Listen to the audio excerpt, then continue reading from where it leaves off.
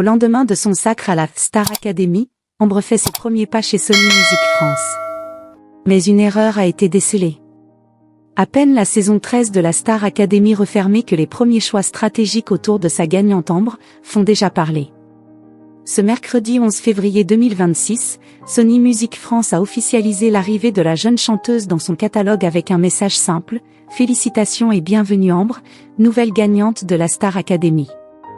Une publication qui aurait pu passer totalement inaperçue.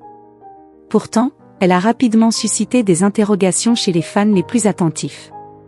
Depuis sa victoire, la jeune artiste de 18 ans multiplie les interviews et affiche des ambitions très claires. Elle ne veut pas seulement s'inscrire dans le paysage musical français, elle vise beaucoup plus loin. Dans cette optique, elle a récemment annoncé vouloir adopter un nom de scène différent pour accompagner le lancement de sa carrière.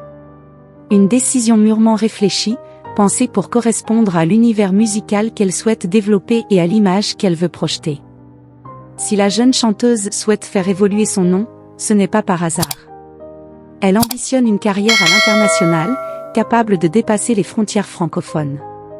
Dans un marché dominé par les plateformes mondiales, l'identité choisie peut jouer un rôle stratégique.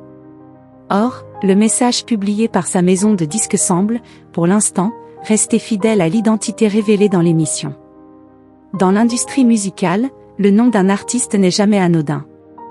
Il devient une marque, une signature, un repère pour le public et un élément clé du référencement sur les plateformes de streaming. En continuant à communiquer sous son prénom d'origine, Sony Music cherche-t-elle à capitaliser sur la notoriété fraîchement acquise grâce à la Star Academy? C'est une hypothèse plausible. Après tout, le grand public vient tout juste de voter pour Ambre. Changer brutalement de nom pourrait brouiller les pistes.